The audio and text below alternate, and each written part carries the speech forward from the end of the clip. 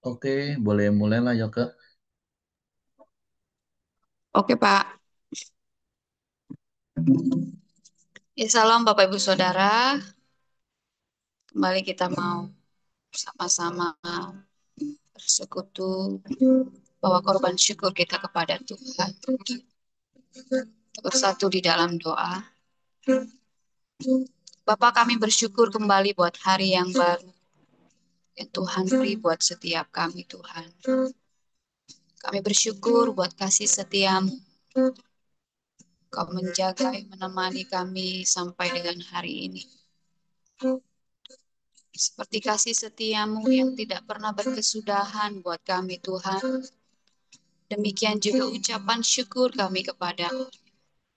Biar kami terus naikkan, biar kami terus nyanyikan Tuhan pujian kami. Bersyukur buat kebaikan Tuhan. Terima kasih Yesus, terima kasih. Tuhan, sungguh ku bersyukur Kau menyertai hidupku selama ini. Bapa, ku berterima kasih untuk kasih setiamu yang tak pernah berakhir.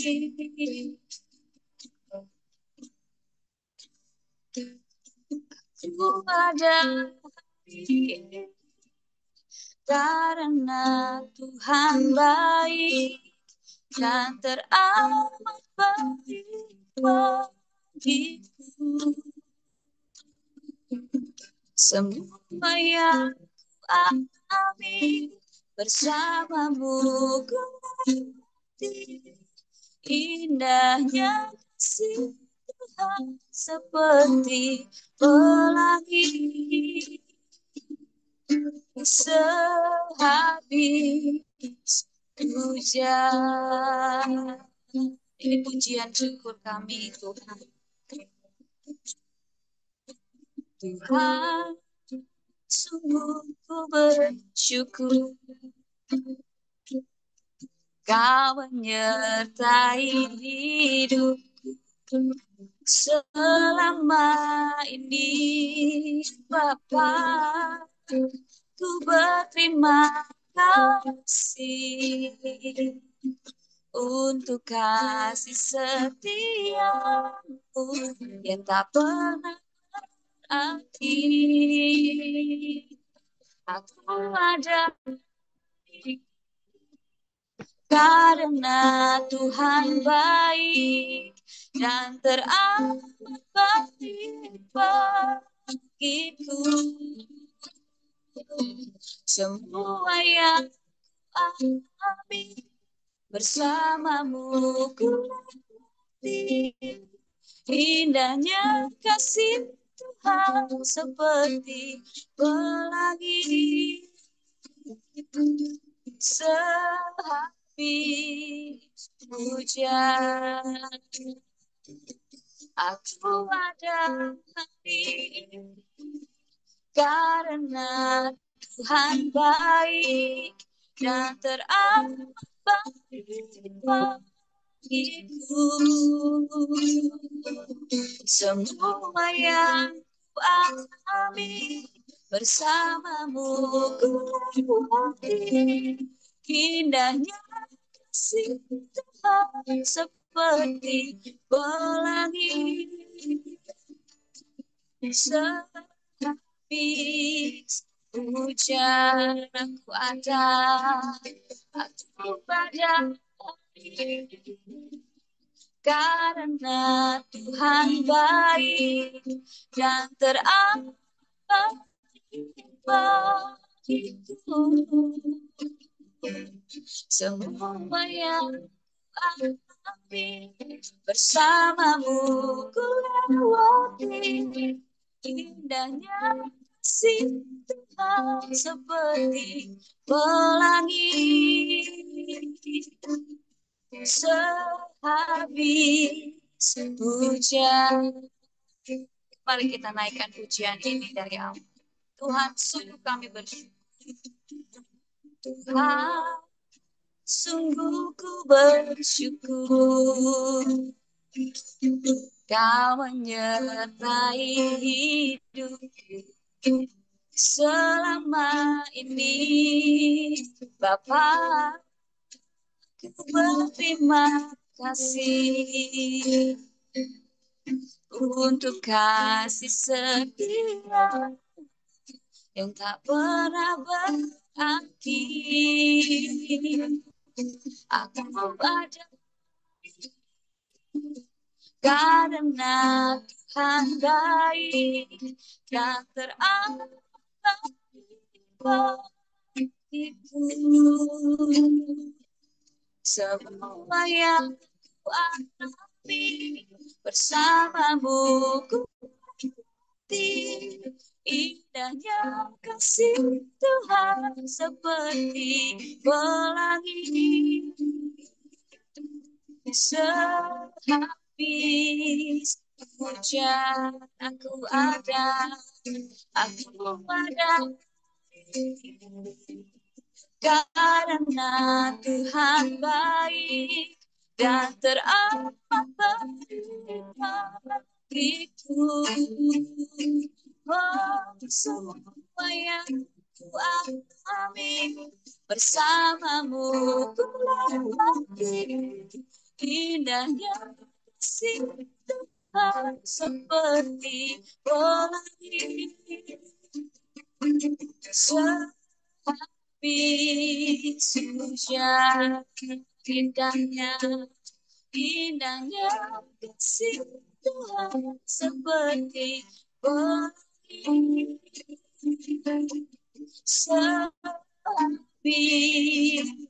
hujan. Indahnya kasih Tuhan seperti pelangi sehabis hujan. Indah kasih-Mu, sudah Tuhan, kami bersyukur sebab tiada yang seperti Kau Tuhan. Kau baik, Kau sungguh baik, Yesus. Kau setia, kami bersyukur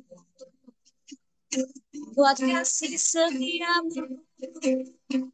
Kau menyertai sepanjang hidup kami.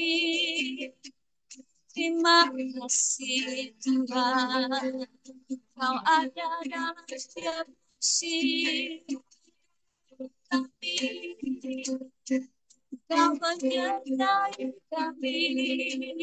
Terima kasih kami sembah Kau Tuhan. Kami tinggikan, kami bersyukur. Terima kasih Yesus, terima kasih. Haleluya, haleluya. Puji Kau terpujilah nama Yesus. Kami sembah. Haleluya,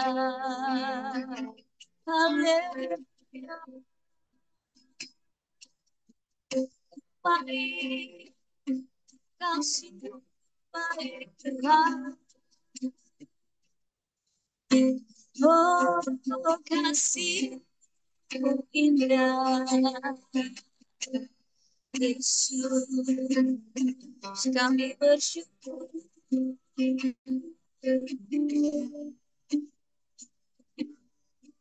Kasih yang terindah telah kami terima, telah terima. Kasih yang terbesar darimu, Yesus.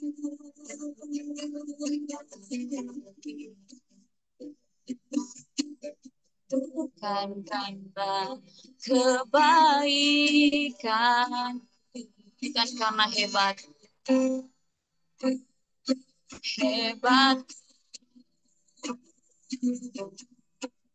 namun oleh anugerah kemurahan Tuhan. Kau baik, Engkau baik, Engkau baik, sungguh baik bagiku. Engkau mulia, Engkau mulia, mulia namamu, Yesus. Kasih Tuhan, kasih yang terindah telah terima. Kasih yang terbesar darimu, Yesus. Bukan karena kebaikan kami, bukan karena kebaikan, ya Tuhan, bukan karena hebat, oleh anugerah-Mu, namun oleh anugerah kemurahan Tuhan. Kau baik, Engkau baik, Engkau baik, sungguh baik bagiku. Engkau mulia, Engkau mulia, mulia namamu, Yesus. Engkau baik, Engkau baik, Engkau baik, sungguh baik bagiku. Engkau mulia, Engkau mulia, mulia namamu, Yesus. Bagi Engkau baik, Engkau baik, Engkau baik, sungguh baik bagiku. Engkau mulia, Engkau mulia, mulia namamu, Yesus. Mulia namamu, Yesus. Mulia namamu, Yesus. Kau baik, Kau sungguh baik, Kau baik,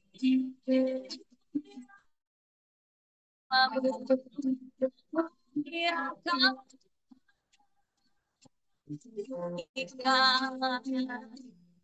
Kau kami semua, Yesus. Kami sembah, kami sembah, kami tinggikan. Haleluya, haleluya. Syukur buat kebaikan Tuhan, bersyukur. Terima kasih, terima kasih Yesus. Haleluya, haleluya. Terima kasih Bapa. Dalam segala perkara Tuhan, firman-Mu berkata Engkau akan terus bekerja mendatangkan kebaikan dalam hidup kami. Kami percaya Tuhan janji-Mu ya dan amin. Engkau akan datangkan kebaikan Tuhan, kebaikan demi kebaikan. Akan terus menyertai hidup kami Tuhan. Terima kasih. Sebab kami percaya Engkau baik, Engkau sangat baik Tuhan. Ajar kami Tuhan tetap boleh melihat kebaikan. Sekalipun yang terjadi tidak seperti apa yang kami harapkan. Kami percaya Tuhan Engkau sedang bekerja dan akan terus bekerja mendatangkan kebaikan buat kami. Terima kasih Tuhan. Mau menaikkan pujian ini kembali. Engkau baik. Engkau baik, sungguh baik bagiku. Engkau mulia, Engkau mulia, mulia namamu. Yesus, Engkau baik, Engkau baik, Engkau baik, sungguh baik. Engkau mulia, Engkau mulia, Engkau mulia, mulia namamu. Yesus, Engkau baik, Engkau baik, Engkau baik, sungguh baik bagiku. Engkau mulia, Engkau mulia, mulia namamu. Yesus, terus nyanyikan Kau baik, Engkau baik, Engkau sungguh baik bagiku. Yesus mulia, Engkau mulia, Engkau mulia, mulia namamu. Yesus, mulia namamu, mulia namamu. Yesus, mulia namamu. Yesus. Tuhan, seperti pujian yang kami naikkan Tuhan. Kau baik, Kau sangat baik buat setiap kami. Biarlah mulut dan hati kami terus boleh percaya, mengaku, bersyukur, memuliakan nama-Mu Tuhan. Apapun yang sedang terjadi dalam proses hidup kami, Kau tetap baik bagi kami Tuhan. Terima kasih Bapak, terima kasih. Roh-Mu yang hidup di dalam kami, itulah yang akan menghibur, menguatkan, meneguhkan langkah-langkah kami.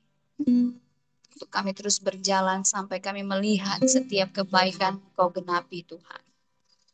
Terima kasih Bapak buat pagi hari ini. Kalau sebentar Tuhan kami mau mendengarkan kebenaran firman-Mu. Kau memberkati hamba-Mu Tuhan yang akan menyampaikannya. Juga setiap kami akan dengarkan pagi hari ini. Pimpin dan tuntun kami Tuhan. Bicaralah buat setiap kami pagi hari ini. Kami siap dengar firman-Mu Tuhan. Di dalam nama Tuhan Yesus kami berdoa. Amin. Oke, silakan Will. Oke, terima kasih Pak dan Bu Yoke. Shalom Bapak Ibu, puji Tuhan. Hari ini kita masuk ke dalam perenungan kita di Matius 18. Di sini ada beberapa perikop. Kita bacakan. Saya bacakan perikop yang pertama. Judulnya yaitu Siapa yang terbesar dalam kerajaan sorga. Ayat pertama. Pada waktu itu datanglah murid-murid itu kepada Yesus dan bertanya, Siapakah yang terbesar dalam kerajaan sorga? Maka Yesus memanggil seorang anak kecil dan menempatkannya di tengah-tengah mereka. Lalu berkata, Aku berkata kepadamu, sesungguhnya jika kamu tidak bertobat dan menjadi seperti anak kecil ini, kamu tidak akan masuk ke dalam kerajaan sorga. Sedangkan barang siapa merendahkan diri dan menjadi seperti anak kecil ini, dialah yang terbesar dalam kerajaan sorga. Dan barang siapa menyambut seorang anak seperti ini dalam namaku, ia menyambut aku. Di perikop pertama ini, Tuhan memperumpamakan seorang anak kecil eh, yang terbesar dalam kerajaan sorga. Kenapa demikian? Yang saya bisa ambil ini, bahwa kita tahu seorang anak kecil mempunyai sifat-sifat eh, yang begitu rendah hati, tidak sombong, mau belajar, dan yang terpenting yaitu anak-anak ini gampang mengampuni. Nah, karena kita bisa lihat kalau anak kecil lagi berantem sama temennya, tidak sampai 1 hari mereka sudah baikan. Nah, itulah yang Tuhan mau kita memiliki sifat-sifat seperti anak kecil, karena orang-orang yang memiliki sifat seperti ini, ialah yang masuk dalam kategori terbesar dalam kerajaan surga. Kita bisa contoh sifat-sifat yang seperti itu. Anak kecil yang mau terus belajar, rendah diri, dan memiliki sifat yang saling mengampuni, yang sangat cepat ya. Kita tahu kalau anak kecil itu berantem itu gak sampai berapa menit lah, mungkin cuek-cuekan pertama pukul-pukulan, nanti main lagi bareng. Dia tidak menghiraukan yang dulu, dia gampang selalu mengampuni. Itu perikop pertama yang saya dapatkan. Dan yang kedua, perikop kedua judulnya Siapa yang menyesatkan orang. Ayat yang keenam, tetapi barang siapa menyesatkan salah satu dari anak-anak kecil ini yang percaya kepadaku, lebih baik baginya jika sebuah batu kilangan diikatkan pada lehernya, lalu ia ditenggelamkan ke dalam laut. Celakalah dunia dengan segala penyesatannya, memang penyesatan harus ada, tetapi celakalah orang yang mengadakannya. Jika tanganmu atau kakimu menyesatkan engkau, penggalah dan buanglah itu. Karena lebih baik bagimu masuk ke dalam hidup dengan tangan kudung atau timpang daripada dengan utuh kedua tangan dan kedua kakimu dicampakkan ke dalam api kekal. Dan jika matamu menyesatkan engkau, jungkilah dan buanglah itu. Karena lebih baik bagimu masuk ke dalam hidup dengan bermata satu daripada dicampakkan ke dalam api neraka dengan bermata dua. Ingatlah, jangan menganggap rendah seorang dari anak-anak kecil ini. Karena aku berkata kepadamu, ada malaikat mereka di sorga yang selalu memandang wajah Bapakku yang di sorga. Karena anak manusia datang untuk menyelamatkan yang hilang. Ada di sini Tuhan memberi memberi perumpamaan lagi tentang seorang anak kecil. Jangan menyesatkan seorang anak kecil. Anak kecil ini berbicara tentang eh, orang-orang yang mau baru bertumbuh mengenal Yesus.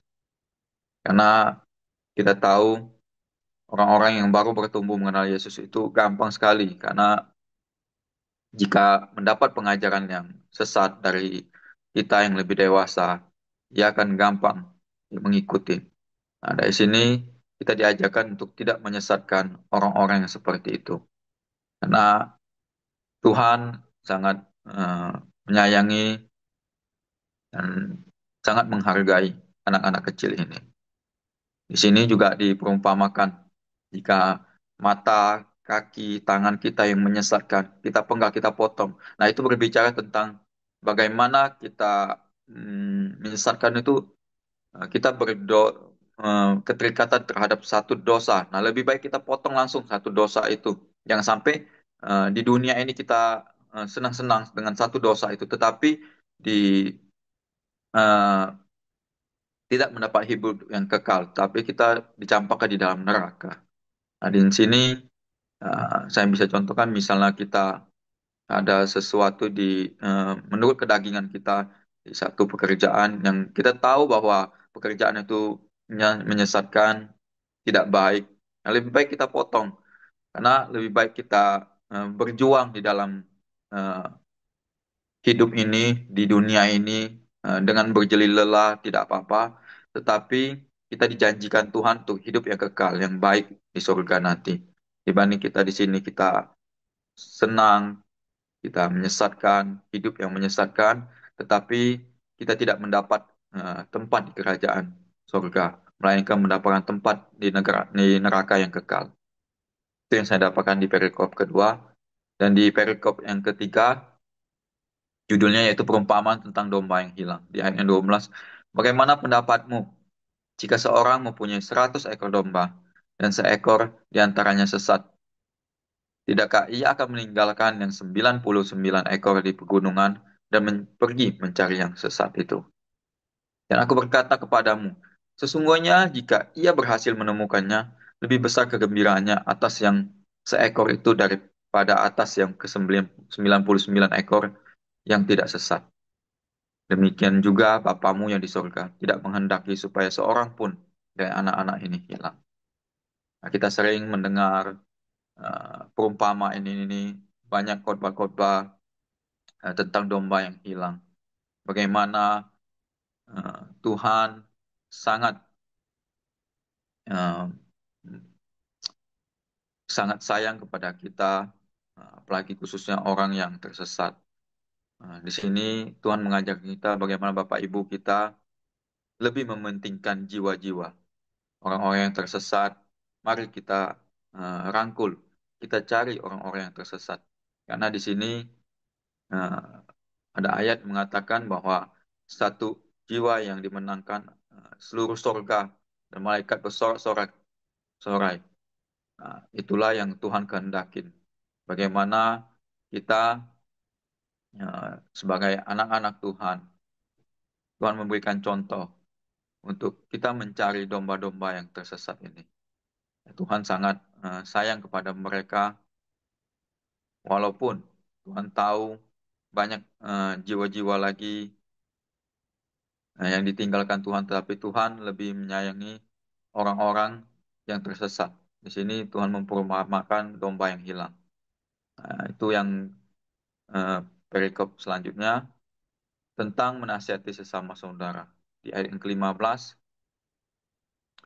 apabila saudaramu berbuat dosa, tegurlah dia di bawah 4 mata.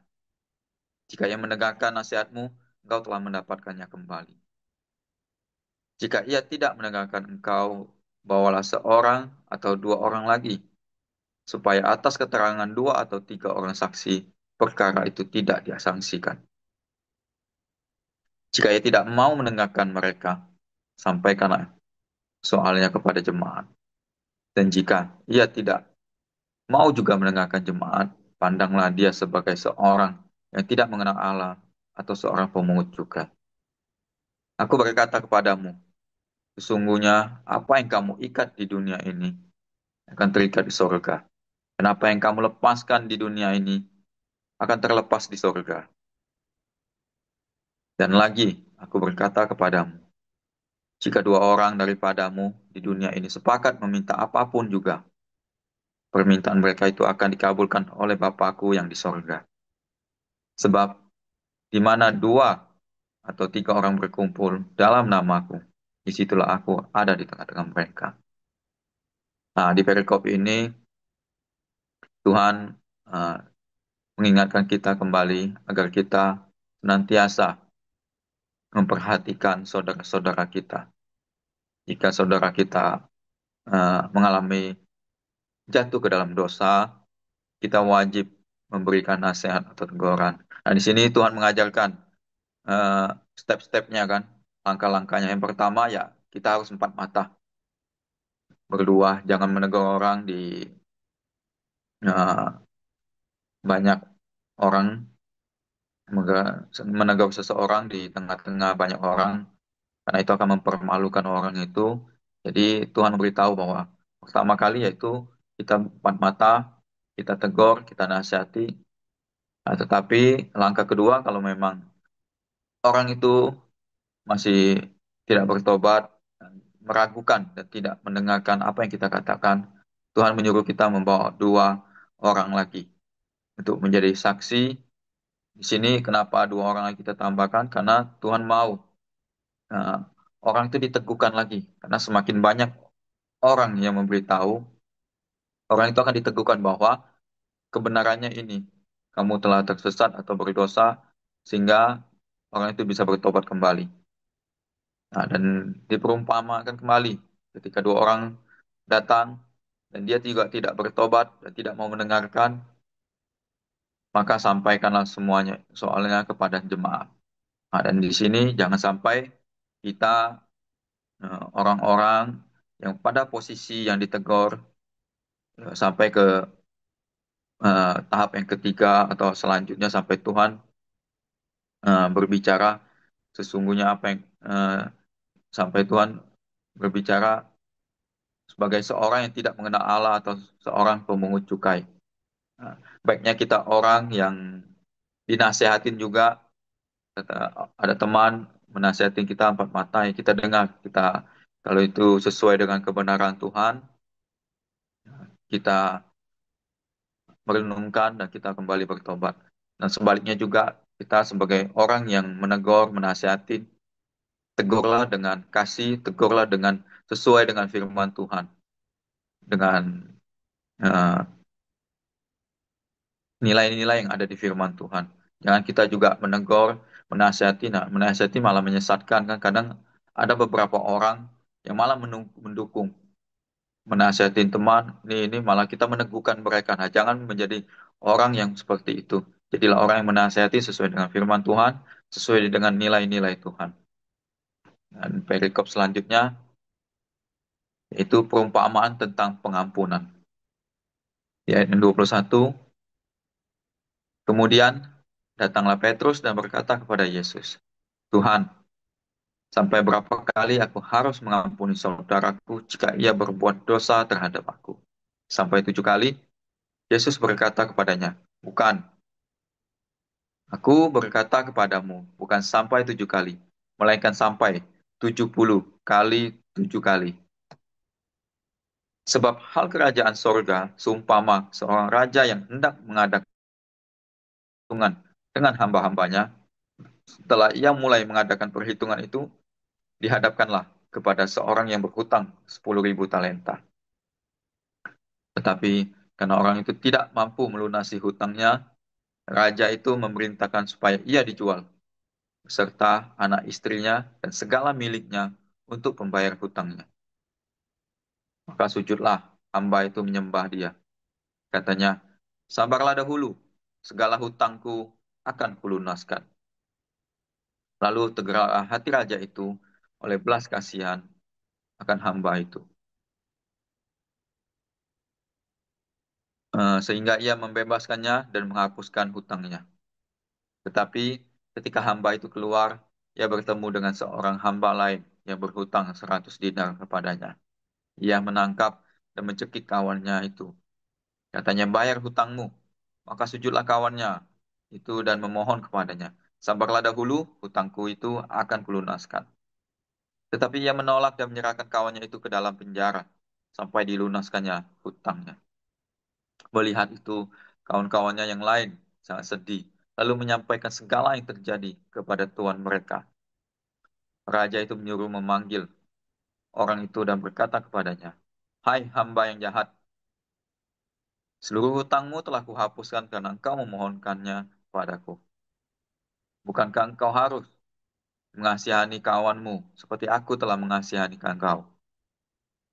Maka marahlah tuannya itu dan menyerahkannya kepada algojo-algojo sampai ia melunaskan seluruh hutangnya. Maka Bapakku yang di sorga akan berbuat demikian juga terhadap kamu, apabila kamu masing-masing tidak mengampuni saudaramu dengan segenap hatimu. Nah, di sini Tuhan memperumpamakan seorang yang berhutang, eh, hambanya berhutang kepada rajanya. Bagaimana Tuhan mengajari kita untuk mengampuni kepada sesama kita. Karena kita terlebih dahulu diampuni oleh Tuhan. Karena begitu besar pengampunan Tuhan terhadap kita, yang mengaruniakan anaknya yang tunggal untuk menghapus seluruh dosa kita.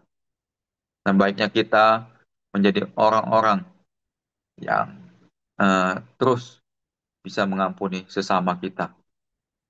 Jangan sampai kita menjadi hamba yang jahat. Sini Tuhan berbicara eh, kepada kita semuanya bahwa jangan menjadi hamba yang jahat. Nah, di sini Tuhan sudah mengampuni kita sangat besar, luar biasa. Tuhan mengaruniakan anaknya yang tunggal. Nah, bagaimanapun kita tidak bisa membalas apa yang Tuhan lakukan di dalam hidup kita. Ketika seseorang atau teman-temanmu yang membuat salah kepada kita, kita berdoa dan mengampuni mereka. Sehingga Tuhan juga berkenan di dalam hidup kita. Di sini Tuhan melakukan semuanya terlebih dahulu telah mengampuni kita. Karena itu Tuhan akan memampukan kita juga untuk mengampuni sesama kita.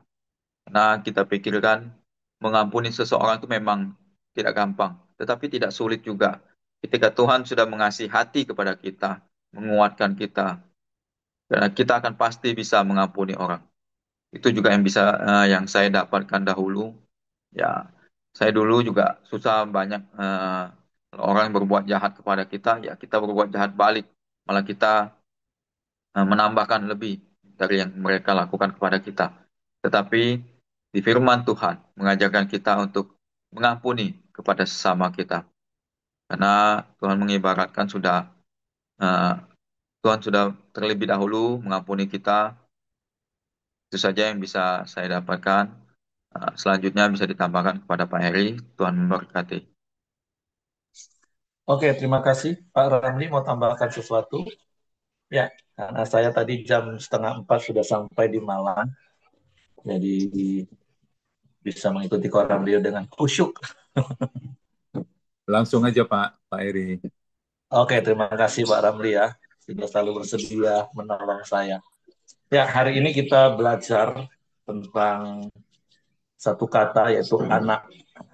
Nah, tentu bukan dalam hal sifat kekanak-kanakannya yang suka ngambek, tetapi kalau bicara tentang anak itu sifat dasar anak-anak itu ya dia rendah hati, karena anak-anak nggak ada yang disombongin, apa yang dia sombongin, karena dia merasa dia juga nggak punya apa-apa, dia hidupnya sangat bergantung pada orang tua.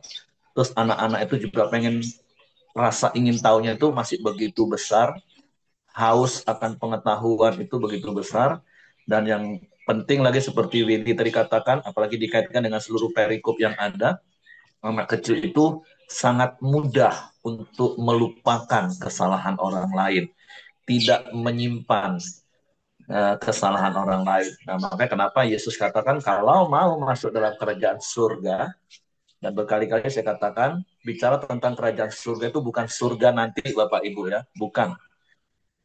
Masuk yang hidup kekal yang disebut orang surga itu percaya Yesus, itu cuma syaratnya. Jadi menjadi seperti anak-anak ini bukan syarat jadi masuk surga dalam konteks mati nanti Bapak Ibu ya. Tapi maksudnya kalau engkau mau hidup menikmati kerajaan surga di dalam dunia ini, engkau harus mempunyai sifat seperti anak-anak. Ada begitu banyak orang nggak bisa menikmati kerajaan surga dalam hidup ini, penuh damai, hati yang lego. Itu tadi, karena dia tidak memiliki sifat anak-anak yang simpan kepahitan, simpan kemarahan. Nah, bagaimana kita bisa menikmati kerajaan surga yang bicara tentang damai sejahtera, sukacita, kebenaran, kuasa Tuhan, kalau hati kita dipenuhi dengan kemarahan, kekecewaan, kepahitan. Ini maksud ayat ini. Jadi kalau bicara tentang kerajaan surga, itu bukan bicara nanti. Itu yang perlu digarisbawahi dulu Bapak Ibu. Jadi firman Tuhan katakan, kalau engkau mau hidup di dalam dunia ini, menikmati kerajaan surga, sekali lagi kerajaan surga itu bicara tentang damai sejahtera, sukacita oleh Roh Kudus, hidup dalam kebenaran, mengalami kuasa Tuhan. Mari miliki sifat anak-anak. Yang tadi Willy sudah katakan, mudah mengampuni. Berantem, ya biasa, berantem sebentar lagi, nggak dalam hitungan jam, sudah main lagi. Kan coba kalau orang dewasa, apalagi kalau orang Tapanuli ada istilah gini, mardomo di Tanorara. Wah, ketemunya di tanah merah. Jadi sepanjang umur hidupnya sampai mati, dia nggak bisa damai sejahtera kalau melihat orang yang menyakiti hatinya. Susah sendiri Bapak Ibu, saya mau kasih tahu. Bahkan berkali-kali saya katakan kan, harusnya kita prinsipnya sederhana sih, mati ego Bapak Ibu. Dan yang kedua sederhana gini, semudah kita minta diampuni. Jujur Bapak Ibu, kalau Bapak Ibu merasa Bapak Ibu melakukan kesalahan atau dosa, mudah nggak minta ampun sama Tuhan? Tuhan ampuni, Tuhan ampuni. Semudah itulah harusnya kita mengampuni orang. Terus yang kedua, yang membuat kita juga bisa mudah mengampuni orang, kita yakin nggak menerima pengampunan dari Tuhan. Itu dulu harus beres Bapak Ibu. Karena sampai hari ini, saya banyak temukan orang Kristen masih ragu-ragu. Pak, kira-kira Tuhan ampuni nggak ya dosaku? Padahal firman Tuhannya sudah jelas. Jika engkau mengaku dosamu, maka dia adalah adil dan setia. Dia akan mengampuni segala dosamu. Nah, prinsip paradigmanya dulu yang harus benar dalam hidup kita. Kalau kita mau menikmati kerajaan surga. Tapi alangkah sayangnya ada begitu banyak orang, termasuk orang yang menamakan dirinya Kristen, hidupnya nggak menikmati damai sejahtera, nggak menikmati sukacita, nggak menikmati kebenaran, nggak menikmati kuasa Tuhan. Karena apa? Karena egonya belum mati. Yang kedua, dia tidak menjadi seperti anak-anak, tapi dia simpan kesalahan orang. Dia ingat-ingat kesalahan orang. Dia simpan sampai sakit hati sendiri. Nah, orang seperti ini bagaimana mungkin dia bisa menikmati damai sejahtera sukacita dalam hidupnya? Nggak mungkin, Bapak Ibu. Jadi mari, teman, hari ini periksa hatimu. Apakah hatimu menjadi seperti anak kecil yang haus akan pengetahuan akan Tuhan? Anak kecil yang merasa nggak mampu, butuh orang terus. Dalam konteks ini tentu kita butuh Tuhan dalam segala keadaan, dalam seluruh aspek hidup kita. Dan yang ketiga, seperti Willy tadi katakan, bicara mudah mengampuni, mudah melupakan kesalahan orang lain. Ketika engkau mempunyai sifat-sifat seperti ini, maka firman Tuhan katakan engkau bisa masuk dalam kerajaan Allah, kerajaan surga. Artinya engkau hidup di dalam dunia ini, tapi engkau menikmati kerajaan surga. Harusnya kekristenan seperti itu Bapak Ibu. Tapi berkali-kali saya katakan hidup ini pilihan. Firman Tuhan itu kan manual book-nya kita. Arahan dalam hidup kita. Keputusannya di tangan kita. Mau ikuti apa kata firman atau enggak. Itu keputusan di tangan kita. Tapi doa saya, harapan saya, setiap kita Bapak Ibu yang ada pagi hari ini, yang sudah bertahun-tahun setia ikutin Korang Deo, mendapatkan pencerahan terus firman Tuhan setiap hari. Bapak Ibu benar-benar hidup dalam kerajaan surga. Karena Tuhan mau ketika kita hidup dalam kerajaan surga, kita nikmati damai sejahtera, sukacita, kebenaran, maka biarlah orang-orang di sekitar kita, orang-orang di sekeliling kita juga merasakan damai sejahtera itu, sukacita itu di mana kita berada. Seperti berkali-kali Pak Simon ngomong prinsip hidupnya. Dia mau di mana dia ada, keadaan di sekelilingnya jadi lebih baik. Nah, harusnya itulah kekristenan sejati. Dan gimana pagi hari ini Tuhan ingatkan kita? Jadilah seperti anak kecil.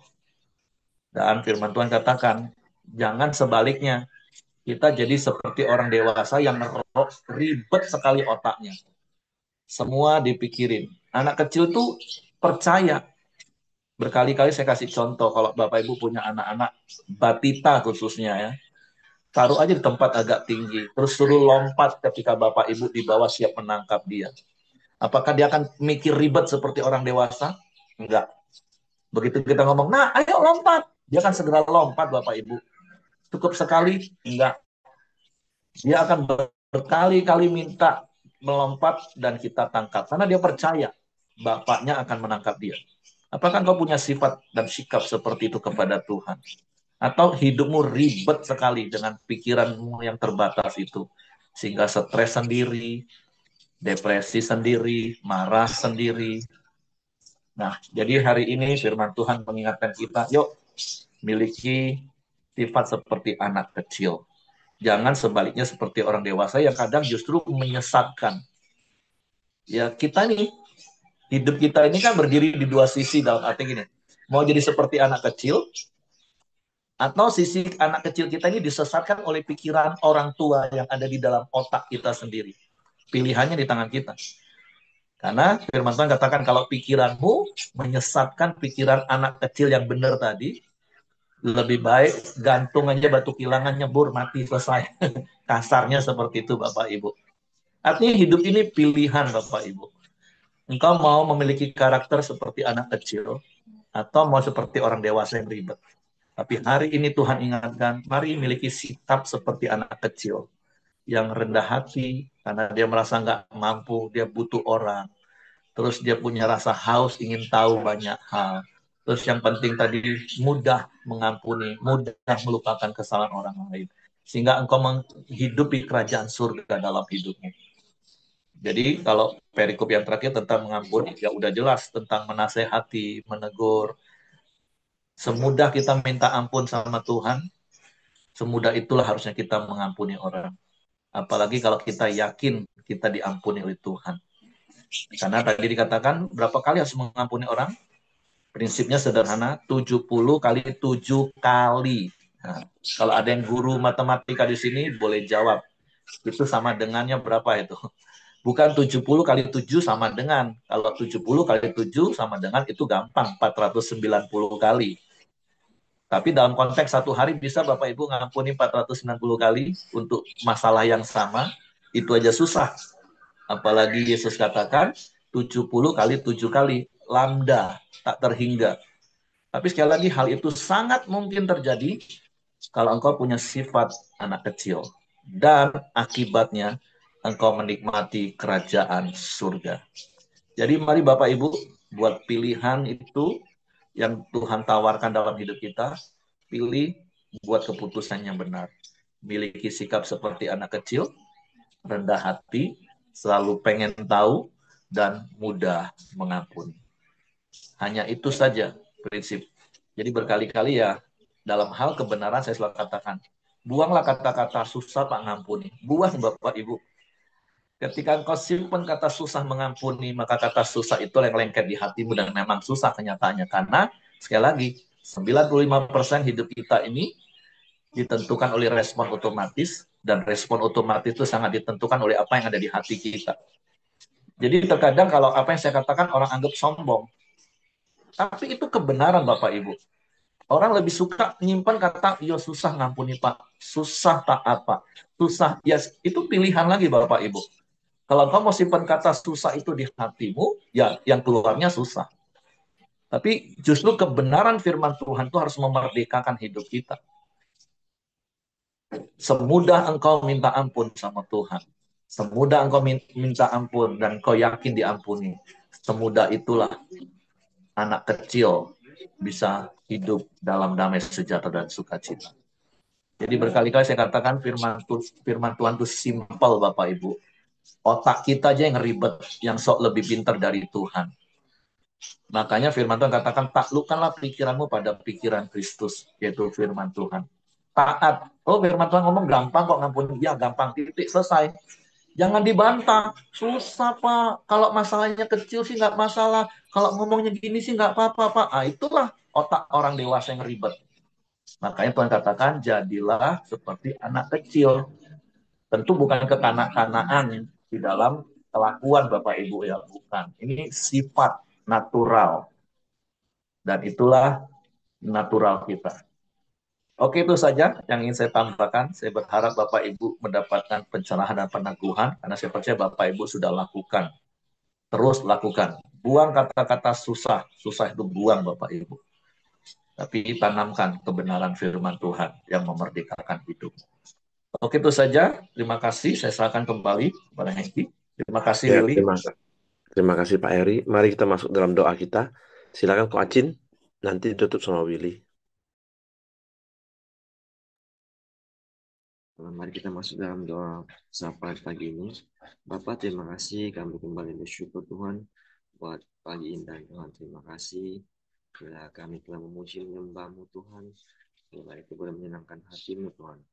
Terima kasih juga Tuhan buat firman-Mu pagi ini Tuhan yang mengajarkan kami Tuhan untuk bersifat seperti anak kecil ya Tuhan, yang gampang melupakan maupun gampang mengampuni Tuhan akan setiap kesalahan Tuhan.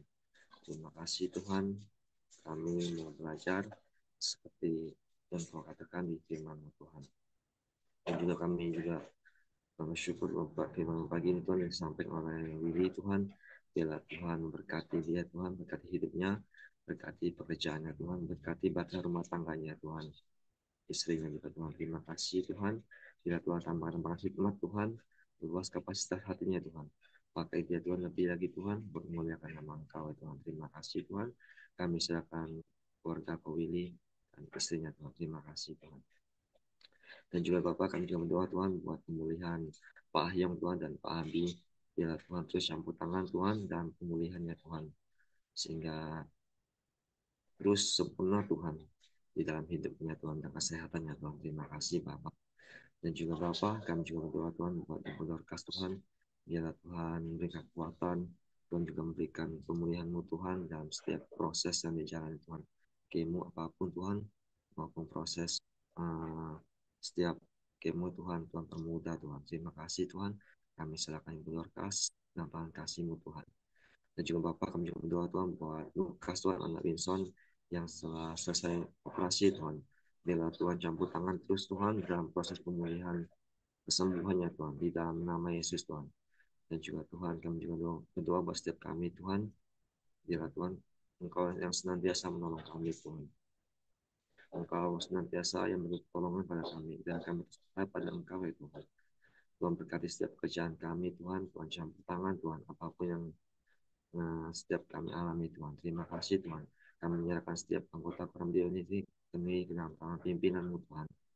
Dan juga Tuhan, kami juga bersatu hati Tuhan buat doa buat bangsa Indonesia Tuhan. Kami melepaskan berkat Tuhan, berkat damai sejahtera buat Indonesia Tuhan. Terima kasih Bapa, dan juga berikan hikmat Tuhan buat setiap pemimpin yang ada dari presiden wakil presiden Tuhan dalam setiap mengambil keputusan Tuhan, sehingga keputusan yang hasilkan Tuhan memberikan kesejahteraan buat seluruh rakyat Indonesia Tuhan. Terima kasih Tuhan, kami serahkan negara Indonesia ini ke tangan kasih-Mu Tuhan. Nah, mari sama-sama kita masuk dalam doa Bapa kami. Bapa kami di surga, dikuduskan nama-Mu, datanglah kerajaan-Mu, jadilah kehendak-Mu di bumi seperti di surga. Berikanlah kami pada hari ini makanan kami secukupnya, dan ampunilah kami akan kesalahan kami, seperti kami juga mengampuni orang yang salah pada kami. Dan janganlah membawa kami ke dalam pencobaan, tapi lepaskanlah kami daripada jahat. Karena Engkau yang punya kerajaan, kuasa, dan kemuliaan sampai selama-lamanya. Amin. Sekali lagi, Tuhan, kami mengucap syukur dan terima kasih untuk kebenaran firman-Mu, Tuhan. Kami mau menghadirkan surga-Mu di dunia ini, Tuhan. Biarlah kami memiliki sifat-sifat dasar, Tuhan. Anak kecil, Tuhan. Yang selalu mudah mengampuni, Tuhan. Merendahkan diri, tidak sombong, Tuhan. Mau terus belajar kebenaran firman-Mu, Tuhan. Dan taat selalu, Tuhan. Dengan nilai-nilai kebenaran firman-Mu, Tuhan. Terima kasih, Tuhan. Terima kasih, Yesus. Terima kasih, Bapa yang di surga. Biarlah Tuhan kasih sejahtera-Mu Tuhan, damai sejahtera-Mu Tuhan, penyertaan-Mu Tuhan, perlindungan-Mu Tuhan, menyertai kami Tuhan, mulai pagi ini Tuhan, sampai dengan selama-lamanya. Di dalam nama Yesus. Haleluya. Amin. Oke, semangat pagi, selamat beraktivitas. Tuhan Yesus memberkati.